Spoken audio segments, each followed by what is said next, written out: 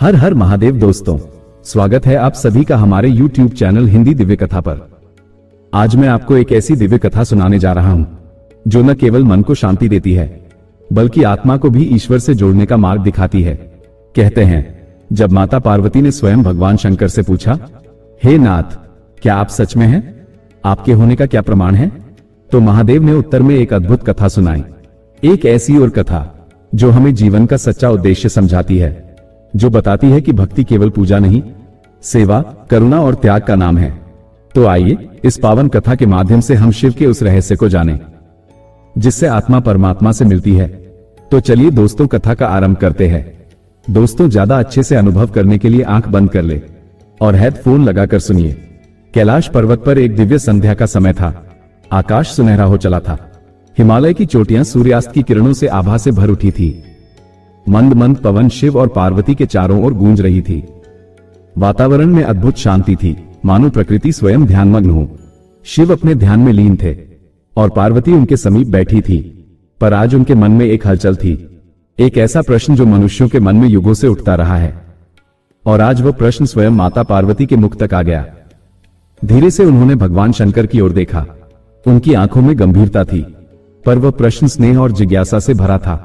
स्वामी, मैं एक प्रश्न पूछना चाहती हूं जो मेरे मन में नहीं पर समस्त मानव जाति के हृदय में युगों से उठता रहा है। शिव ने धीरे से नेत्र खोले। उनका चेहरा शांत, निर्मल और वात्सल्य से भरा था। पूछो देवी, शिव बोले। तुम्हारा हर प्रश्न सृष्टि का प्रश्न है और तुम्हें उत्तर देना मेरा कर्तव्य। पार्वती कुछ क्षण मौन रही, फिर अत्यंत भावुक स्वर में बोली, क्या आप सच में हैं महादेव? मेरा यह प्रश्न अपवित्र नहीं, परंतु यह उन करोड़ों मनुष्यों की ओर से है जो आपको नहीं देख पाते, जो दुखों में घिरे रहते हैं और सोचते हैं, अगर शिव हैं तो मेरे साथ ऐसा क्यों हुआ? आप कहते हैं आप हर जगह हैं, परंतु कई लोग आपको कभी महसूस ही नहीं कर पाते। क्या आप उनके लिए नहीं हैं? क्या आप वास्तव में हैं प्रभु? शिव चुप हो गए। कुछ क्षणों के लिए समस्त कैलाश मौन हो गया। उनकी आंखों में करुणा थी, वह करुणा जो एक पिता की होती है अपने भटके हुए पुत्र के लिए, जो अपनी ही छाया से अनजान है। उन्होंने धीरे से पार्वती की ओर देखा और एक दीर्घ निश्वास लेकर बोले, पार्वती, तुमने आज वही प्रश्न पूछा है जो एक बार नारद ने, एक बार मार्कंडेय ने और कई बार मनुष्यों ने पूछा। क्या मैं सच में हूं? पार्वती, मैं हूं, पर केवल उनके लिए जो मुझे हृदय से पुकारते हैं। मैं उस दीपक के समान हूं जो जलता है, पर कोई आंखें मूंद ले तो अंधेरा उसे ही घेरेगा। मैं हवा हूं, अदृश्य पर जीवनदायिनी। मैं मौन हूं, जो शब्दों से नहीं श्रद्धा से समझा जाता है। पार्वती ध्यान से सुन रही थी। उनके भीतर भी अब कुछ गहराता जा रहा था। शिव ने फिर कहा, मनुष्य प्रमाण चाहता है, पर मैं प्रमाण नहीं, अनुभव हूं।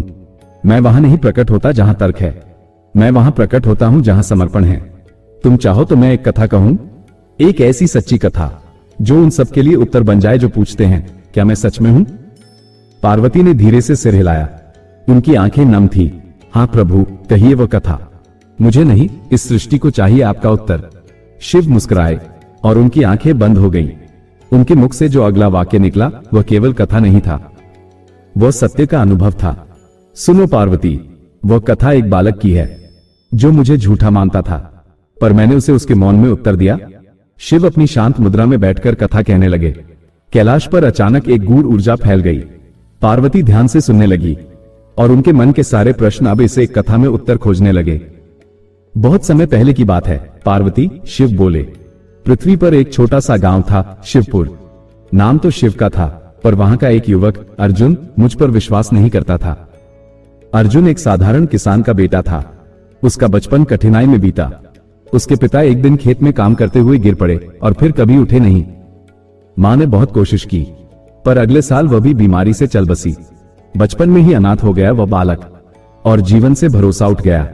लोग मंदिर जाते, भोलेनाथ को फूल चढ़ाते, लेकिन अर्जुन दूर से देखता और मुस्कुरा देता।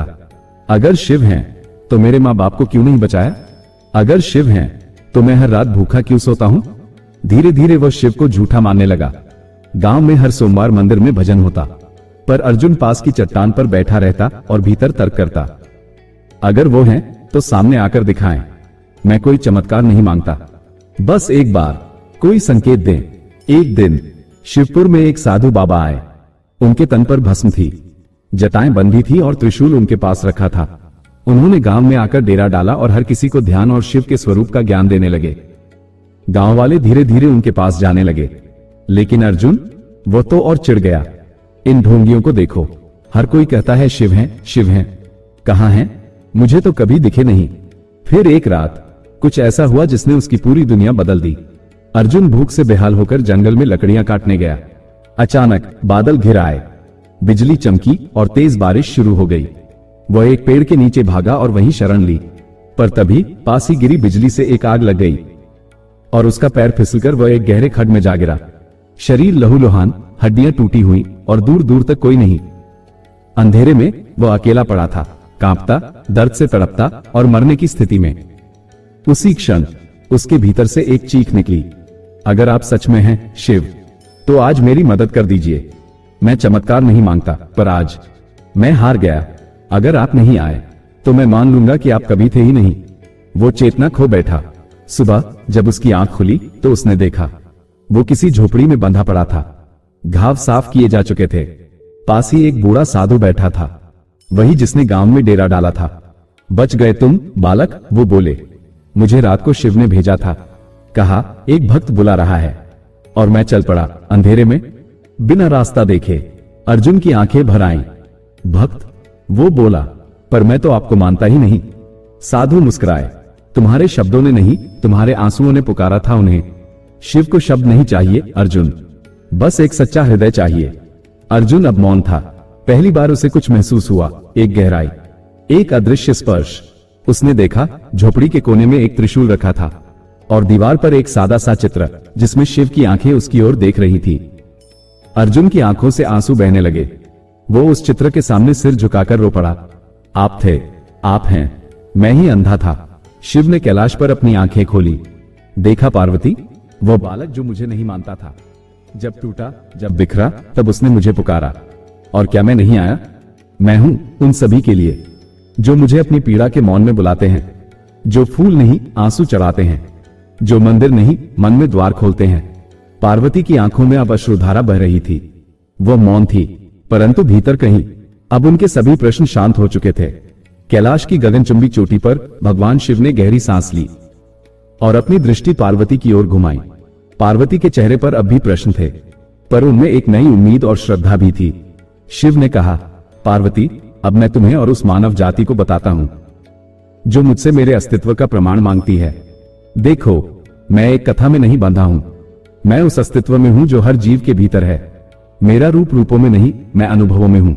जब एक मनुष्य दुख में होता है और आसमान को देखता है, तब मैं उसकी उम्मीद बनता हूं। जब कोई अंधेरे में अकेला होता है और अपनी ममता को याद करता है, तब मैं उसकी शांति बनता हूं। मेरा प्रमाण तुम्हें कहीं बाहर नहीं मिलेगा, क्योंकि मैं उस धड़कन में हूं जो तुम्हें जीवन देती है। मैं उस हवा में हूं जो तुम्हारे गालों को छूती है, उस धूप में हूं जो तुम्हारे चेहरे को नहलाती है, और उस पानी में हूं जो तुम्हारे आंसू बनकर गिरता है। शिव ने एक गहरी मुस्कान के साथ कहा, जो मेरा प्रमाण खोजते हैं वे अक्सर अपने मन और दिल का द्वार बंद कर देते हैं। उनकी आंखें देखती हैं, पर वे मेरी मौजूदगी को नहीं पहचान पाते। वे मेरे संकेतों को अनदेखा कर देते हैं और अंततः मुझे नहीं पाते। जो मुझसे जुड़ना चाहता है, उसे सिर्फ अपनी आत्मा की आवाज सुननी होती है। तुम्हें विश्वास करना होता है, न कि केवल देखना। विश्वास की एक छोटी सी लो ही वो दीपक है जो तुम्हें अंधकार से बाहर लाता है। मैंने अर्जुन की कथा से यही दिखाया, जो अपने दुख और चोटों के बीच मुझसे जुड़ा। मैंने उसे तब नहीं छोड़ा जब वो टूट चुका था। मैं तुम्हारे हर आंसू में हूं, तुम्हारे हर दुख में हूं। मैं तब भी हूं जब तुम मुझसे दूर हो, और तब भी जब तुम मुझे करीब महसूस करते हो। पार्वती ने विनम्रता से कहा, परंतु प्रभु, जो लोग आपसे जुड़े नहीं, वे कैसे जानेंगे कि आप हैं? शिव ने कहा, उनके लिए मैं एक दिव्य प्रकाश हूं, जो किसी विद्युतीय बल्ब की तरह नहीं, बल्कि एक प्रेम की ज्योति की तरह है। ये ज्योति तब जलती है जब वे अपने मन को खोलते हैं। वे अपने भीतर के सत्य को पहचानते हैं। वे अपने भीतर की देवी देवताओं से संवाद करते हैं, और तब वे जानते हैं मैं सत्य हूं। विश्वास, श्रद्धा और समर्पण, यही मेरे होने का प्रमाण है। मैं भौतिक रूप में नहीं, बल्कि भावनाओं, अनुभवों और आस्था में हूं। तुम्हारे दिल की हर धड़कन में मैं वास करता हूं। तुम्हारे हर दुख और सुख में मैं मौजूद हूं। शिव ने अपनी त्रिशूल को आकाश की ओर उठाते हुए कहा, इस संसार में मैं हर जगह हूं, हर जीवन में, हर प्राण में। जो मुझे जानना चाहता है, उसे केवल अपनी आत्मा की सुननी है। मैं सत्य हूं, जो देख नहीं सकता, वो केवल अपनी आंखें बंद किए हुए है। मैं हमेशा रहा हूं और हमेशा रहूंगा। शिव की वाणी गूंजती रही कैलाश की शांति में, जैसे साक्षात सत्य हवा में उतर गया हो। पार्वती ने अपने नेत्र मूंद लिए थे, लेकिन इस बार वो केवल ध्यान नहीं था, यह एक अनुभव था, मैं हूं का अनुभव।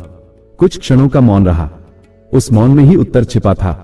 फिर माता पार्वती ने अपनी दोनों हथेलियां जोड़कर कहा, हे नाथ, मैंने आज जाना कि ईश्वर को जानना केवल बौद्धिक प्रश्नों से संभव नहीं, ये तो प्रेम, श्रद्धा और मौन की अनुभूति है। आपने जो कहा, जो प्रश्न करता है, ईश्वर उसी के भीतर बैठा है, वह मेरे अंतर्मन में उतर गया। भगवान शिव मुस्कुराए। हिमालय की हवाओं में हल्का सा संगीत बहा, जैसे कोई अनदेखा झरना भीतर बह निकला हो। हे पार्वती, उन्होंने कहा, जब मनुष्य ये जान लेता है कि वो जो कुछ भी बाहर खोज रहा है, शांति, प्रेम, ईश्वर, वो सब उसी के भीतर है, तब वही क्षण उसका सच्चा जागरण बन जाता है। और वहीं से आरंभ होता है उसका सच्चा धर्म, जो आत्मा से जुड़ा हो, कर्म से पवित्र हो और करुणा से भरा हो। तभी आकाश में मंद घंटियां बज उठी। कोई मंदिर नहीं था वहां, पर जैसे स्वयं शिव तत्व की पुष्टि हो रही हो। तो दोस्तों, ये कथा केवल पार्वती और शिव के संवाद की नहीं थी, यह उन सभी मनुष्यों की कहानी है जो कभी न कभी अपने जीवन में ईश्वर से यही प्रश्न करते हैं, क्या आप सच में हैं? पर उत्तर बाहर नहीं मिलता, क्योंकि उत्तर हम स्वयं हैं। जब मन शुद्ध होता है, कर्म निष्काम होता है और हृदय प्रेम से भर जाता है, तब ईश्वर का अनुभव स्वतः हो जाता है। जो भीतर के दीप को जलाना जान लेता है, उसके लिए अंधकार का कोई अस्तित्व नहीं रह जाता, और तब प्रश्न नहीं बचते, बस शांति रह जाती है। शिव का अंतिम आशीर्वचन, हे मनुष्य, तू मुझे मंदिरों में, ग्रंथों में, तीर्थों में मत ढूंढ। मैं तो वही हूं जहां तू सच में प्रेम करता है, जहां तू निस्वार्थ सेवा करता है और जहां तू मौन में अपने भीतर उतरता है। मैं हूं हर कण में, हर प्राणी में और सबसे अधिक तेरे भीतर। तो दोस्तों, ये थी आज की कथा, जिसमें भगवान शिव स्वयं बोल रहे हैं, प्रेम करें, सेवा करें और हर प्राणी में शिव का दर्शन करें। यही सच्चा शिव मार्ग है। अगर यह कथा आपके हृदय छू गई हो, तो इसे अपने अपनों के साथ जरूर साझा करें, ताकि हर कोई शिव से जुड़ने का यह सच्चा मार्ग जान सके। और कमेंट में हर हर महादेव जरूर लिखे और हमारे चैनल हिंदी दिव्य कथा को सब्सक्राइब करें। हर दिन ऐसी ही एक दिव्य कथा के साथ फिर मिलेंगे। तब तक के लिए ओम नमः शिवाय, हर हर महादेव।